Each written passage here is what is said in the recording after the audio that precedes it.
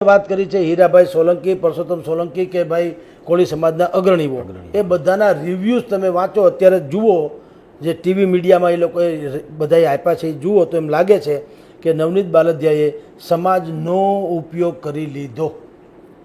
સમાજને ઉપયોગી થવાની વાત તો હજી વાર છે, એ તો જીતા પછીની ઘટના છે. સવાલ એ છે ભાઈ કે હાર્દિક પટેલથી આ સિલસિલો શરૂ થયો. વરુણ પટેલ, હાર્દિક પટેલથી માંડીને બધા જેટલા લોકો, તમે અલ્પેશ પટેલ જુઓ, બધા જેટલા લોકો એ સમાજના નામે જ્યારે આગળ આવ્યા હતા ત્યારે કસમો ખાધી હતી કે હું કોઈ રાજનીતિમાં જોડાવાનું નથી, મારા માટે સમાજનું હિત જ સર્વોપરી છે. આવું બધાએ કીધું હતું અને અત્યારે બધા શું કરે છે બધાને બધી ખબર છે, રિપીટેશન કરવાની જરૂર નથી.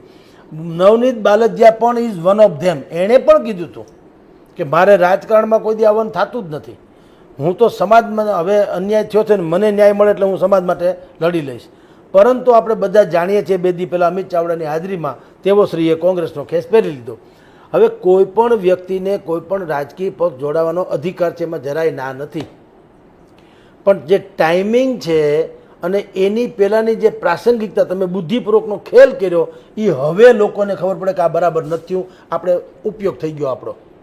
ટાઈમિંગ શું છે? તમે ખેસ ક્યારે પહેરો? જ્યારે જિલ્લા તાલુકા પંચાયતની ચૂંટણી જાહેર થઈ, અર્થાત તમારા મગજમાં જ્યારે તમારી પર તથાકથિત હુમલો તો થયો જ, તો માર્યો તો લાગ્યો તો બધી વાત થઈ, પણ ત્યારથી નવનીતભાઈ બાલદિયાના મગજમાં બીજ તો રોપાઈ જ ગયા હતા કે સ્થાનિક સ્વરાજ્યની ચૂંટણીઓમાં આને કઈ રીતે વટાવી શકાય.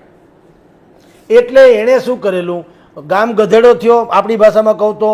પછી પરસોત્તમ સોલંકી, હીરાભાઈ સોલંકી, કુંવરજી બાવળિયા, બ્રિજરાજસિંહ સોલંકી ભાઈ આમ આદમી પાર્ટીવાળા, બધા જ કોળી સમાજના નેતાઓ ત્યાં આવ્યા. પરસોત્તમભાઈના દીકરાએ આવ્યા છેવટે તો, રાઈટ.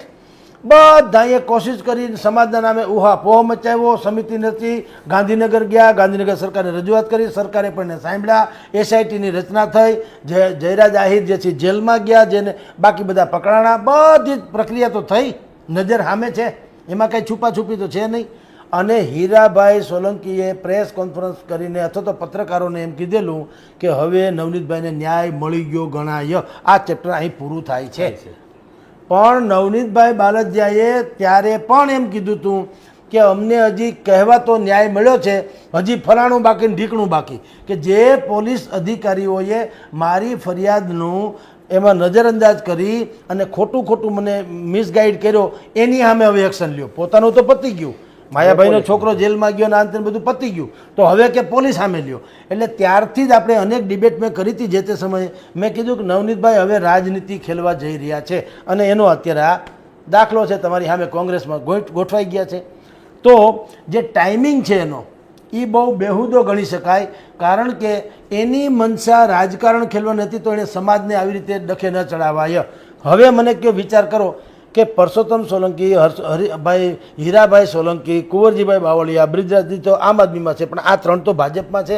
કુંવરજીભાઈ તો મંત્રી છે, કેબિનેટ મિનિસ્ટર છે, પરસોત્તમભાઈ મંત્રી છે, હીરાભાઈ ધારાસભ્ય છે.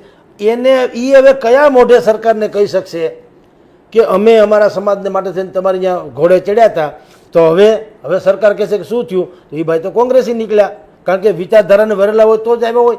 અને એને પત્નીશ્રી, ધર્મપત્નીશ્રી સરપંચ છે, પોતે સરપંચ પદું ભોગવતા હતા બુદ્ધિપૂર્વક, તો પહેલેથી એ રાજનીતિમાં તો હતા. એટલી છે કે જ્યારે એક વ્યક્તિ, એક તો બેદાગે નથી ખરડાયેલા હતા, બીજું એણે સમાજનો ઉપયોગની રાજનીતિમાં તો હતા જ. એની પત્ની સરપંચ હતા, મૂળ તો પોતે હતા, પણ એને 2 થી વધુ સંતાનો હોવાને કારણે ગેરલાયક ઠેર્યા, એટલે પત્નીને ઉભા રાખ્યા, પત્નીને સરપંચ બનાવી. બગદાણા ટ્રસ્ટ જે અબજો કરોડો રૂપિયાનું ટર્નઓવર, એમાં ધરાર ટ્રસ્ટી થવા માટે તેને જાવા માર્યા. અને આ કેસને પણ એ રીતે બગદાણાના કેસની સાથે સંલગ્ન ગોઠવવામાં આવ્યો કે જેથી કરીને બગદાણા ઉપર પ્રેશર ઊભું થાય ટ્રસ્ટ ઉપર, અને પછી સમાજ ઉપર એ કર્યું. આ બધું તમે કરીને અંતે તમે તમારો છુપો એજન્ડા હતો એ હવે જાહેર કર્યો. એટલે સમાજમાં એના ઘેરા પ્રત્યાઘાત પડ્યા છે કે તમે સમાજના નામે જ્યારે આગળ નીકળો છો ત્યાર પછીથી તમે સમાજને પૂછીને જાઓ, કાંઈ વાંધો નહીં. તમે હીરાભાઈને પૂછીને જાઓ, તમે પરસોત્તમભાઈને પૂછીને જાઓ, કુંવરજીભાઈ વોરાને પૂછીને જાઓ, કોઈ ફરક નહીં. અલબત્ત તમે કોઈ સમાજનું મિટિંગ કરી નથી કે મારે શું પક્ષમાં જોડાવું કે કેમ, એમને ગોઠવાઈ ગયા. એક પત્રકારે પૂછ્યું કે તમે પરસોત્તમભાઈને કે હીરાભાઈને પૂછ્યું ખરું? એણે કીધું હું ફોન કરું, ફોન નથી ઉપાડતા. બોલો, પણ નથી ઉપાડતા તો તમે વ્યવસ્થા કરો, એવડો મોટો કાંઈ ગમે તેમ કરીને મેસેજ આપી શકાય, પણ નહીં. તમને તો એ ભાગશાળી કે ફોન ન ઉપાડ્યો, કહેવાય એ ખરું કે મેં ટ્રાય કરી હતી, તમે ન ઉપાડ્યો. આ સંજયભાઈને પૂછ્યું, હીરાભાઈએ શું કીધું કે ભાઈ દરેકને પોતપોતાની વિચારધારા પ્રમાણે રાજકારણ ખેલવાની છૂટ છે, એમ કરીને એણે સમાજના બુદ્ધિપૂર્વકના ભયે સમાજમાં તડા ન પડે, સમાજમાં ભોઠા ન પડે, એટલે આવું સ્ટેટમેન્ટ આપવું પડ્યું. નહીંતર તો હીરાભાઈએ કહેવું જોઈએ ને ભાઈ મારો માણસ મેં રજા આપી છે, કાં નથી કહેતા? નથી કહેતા. એટલે સવાલ એ છે કે આ આખા પ્રકરણમાં સમાજને હાથો બનાવીને ભાઈ નવનીતભાઈ બાલદિયા જે છે એણે રાજકીય સવારી કરી લીધી. જી, ઘણા સમયથી હું એક વાત કરું છું, જે લોકો સમાજના નામે ઠેકા ધરાવીને નીકળી પડે, એક જ જવાબ તમને આપી દો, પછી બધું વિશ્લેષણ ભલે કરું. સમાજે પૂછવું જોઈએ કે તમારું સમાજ પ્રત્યેનું ઉત્તરદાયિત્વ કેટલું, તો તમે અમારો ઠેકો લઈને નીકળવાનો અધિકાર. નહીંતર પ્રેસ નોટ આપવી જોઈએ. અચ્છા, શું કરવું જોઈએ?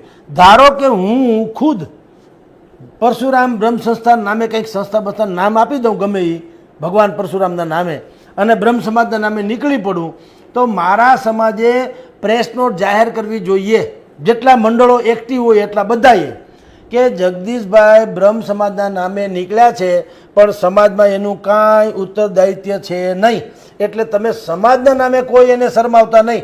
તો જગદીશભાઈને તમારે જે ટિકિટ આપો ન આપો, છૂટો હારો છૂટો જે કરો તે, પણ એ ફલાણા સમાજના અગ્રણી છે, અગ્રણી બગ્રણી કાંઈ છે નહીં.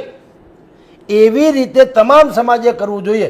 સમાજનો ઠેકો એને જ લેવા દેવો જોઈએ જેણે સમાજ માટે થઈને કાંઈક પણ કુરબાની આપી હોય, તન મન કે ધનથી. જરૂરી નથી કે પૈસા જ આપ્યા હોય, તન મન કે ધન ગમે તે રીતે એ સમાજમાં મન વચન કર્મથી સમાજ પ્રત્યે સમર્પિત રહ્યો હોય એવા વ્યક્તિ હોય તો જુદી ઘટના છે. બાકી તમામ સમાજે એક વસ્તુ ધડો લેવો જોઈએ કે અમારા નામે તમને કોઈ, અમારા એટલે કોઈ પણ સમાજના નામે કોઈ માણસ રાજકીય, ધાર્મિક, સામાજિક કે બીજું કોઈ પણ લાભ લેતો હોય તો એને સ્ટ્રિક્ટલી પ્રોબિટેડ, એટલે કે પ્રેસ નોટ જાહેર કરીને કહેવું જોઈએ કે આ અમારા સમાજના નેતા નથી, સમાજનો સભ્ય છે, નેતા નથી.